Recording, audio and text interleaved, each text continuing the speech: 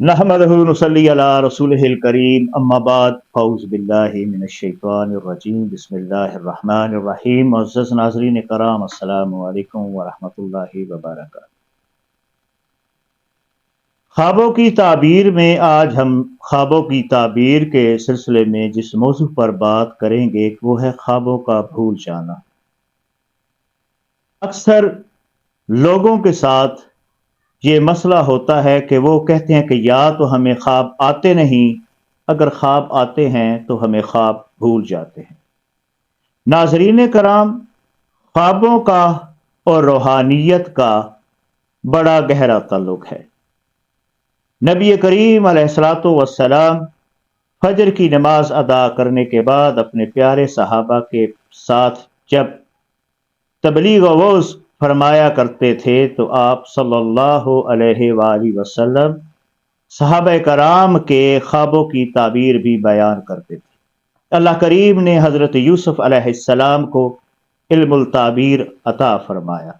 اللہ کریم نے حضرت دانیال علیہ السلام کو بھی خوابوں کی تعبیر کا علم عطا فرمایا۔ تو اس سے یہ بات بخوبی اس بات کا تصدیق ہو جاتی ہے اس بات کی کہ روحانیت اور خوابوں کا بڑا گہرا تعلق ہے۔ اگر آپ کو خواب نہیں آتے یا آ کر خواب بھول جاتے ہیں تو اس میں کیا مسائل درپیش ہو سکتے ہیں؟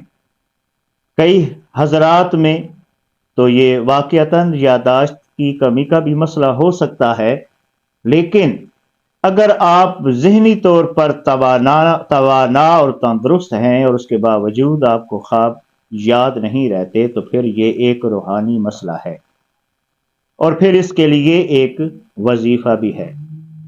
حضرت عبداللہ بن عمر رضی اللہ تعالی عنہ جب یہ دیکھتے تھے کہ صحابہ کرام رضی اللہ تعالی عنہم نبی کریم سے مختلف خوابوں کی تعبیر پوچھتے ہیں تو ان کے دل میں رشک پیدا ہوتا تھا کہ کاش کہ میں بھی آپ صلی اللہ علیہ وآلہ وسلم سے کسی خواب کی تعبیر پوچھوں، لیکن مسئلہ یہ تھا کہ وہ کہتے کہ مجھے کوئی ایسا خواب پتہ نہیں آتا کیوں نہیں۔ وہ اللہ کریم سر بسجود ہوئے، انہوں نے دعائیں کی کہ یا اللہ میں اللہ کے حبیب سے خواب کی تعبیر کے بہانے سے گفتگو کرنا چاہتا ہوں، مجھے خواب کیوں نہیں آتے۔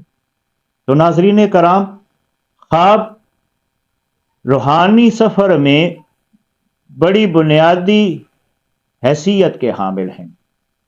اگر آپ کو خواب نہیں آتے تو پھر آپ دنیا داری کے مسائل میں ایسے مصروف ہو چکے ہیں کہ روحانی سفر اور نیکی کے سفر سے آپ دور ہوتے جا رہے ہیں۔ تو اس کے لیے ایک وظیفہ ہے، انشاءاللہ اس کے کرنے سے اللہ کے حکم سے آپ کو خواب آئیں گے اور اچھے اچھے خواب آئیں گے اور آپ کا ایک روحانی سفر اللہ کے حکم سے شروع ہوگا۔ وظیفہ آپ نے اس طرح کرنا ہے کہ آپ نے پہلے 15 دنوں میں دن میں ایک مرتبہ، مہینے کا یہ وظیفہ ہے، پہلے 15 دنوں میں آپ نے اول و آخر درود ابراہیمی پڑھنے کے بعد لا حول ولا قوت الا باللہ کا وظیفہ کرنا ہے 100 مرتبہ، اور 15 دن گزر جانے کے بعد آپ نے وظیفہ کرنا ہے یا مصورو، یہ بھی 100 مرتبہ اول و آخر درود ابراہیمی پڑھنے کے بعد۔ اللہ کے کرم سے جن لوگوں کو یہ مسئلہ ہے کہ ہمیں خواب نہیں آتے، انشاءاللہ تعالی خواب آئیں گے۔ حضرت امام ابن سیرین رحمت اللہ علیہ کو امام التعبیر کہا جاتا ہے۔ اللہ کریم نے انہیں علم التعبیر عطا فرمایا۔ وہ ایک ایسا عمل کرتے تھے کہ جب کسی شخص کو خواب بھول جاتا تھا، ان کی خدمت میں حاضر ہوتا تھا تو وہ شخص بیان کرتا تھا کہ میں نے رات کو کوئی خواب دیکھا لیکن مجھے یاد نہیں، تو امام ابن سیرین رحمت اللہ علیہ فرماتے کہ اپنے جسم کے کسی اعضاء پر ہاتھ رکھو۔ اگر وہ شخص اپنے سر پر ہاتھ رکھتا تو وہ خواب خیر کا ہوتا تھا، اگر اپنے ہاتھوں، کندھے یا پیٹ کسی نچلے حصے پر رکھتا تو وہ خواب امام ابن سیرین کے مطابق شر کی طرف ہوتا تھا۔ تو ان کے پاس علم تھا، یہ تو ان کے لیے اللہ کی خاص عطا تھی، وہ اس بات کو روبرو سمجھ لیتے تھے۔ لیکن اگر آپ کے ساتھ یہ روحانی مسئلہ ہے تو اس وظیفہ کو کریں، انشاءاللہ اللہ کے کرم سے آپ کا یہ سفر شروع ہوگا اور آپ کو خواب یاد بھی رہیں گے اور خواب انشاءاللہ نظر بھی آئیں گے۔ اللہ کریم ہمیں نماز پڑھنے، نیک اعمال کرنے کی توفیق عطا فرمائے۔ واخر دعوانا ان الحمد للہ رب العالمین۔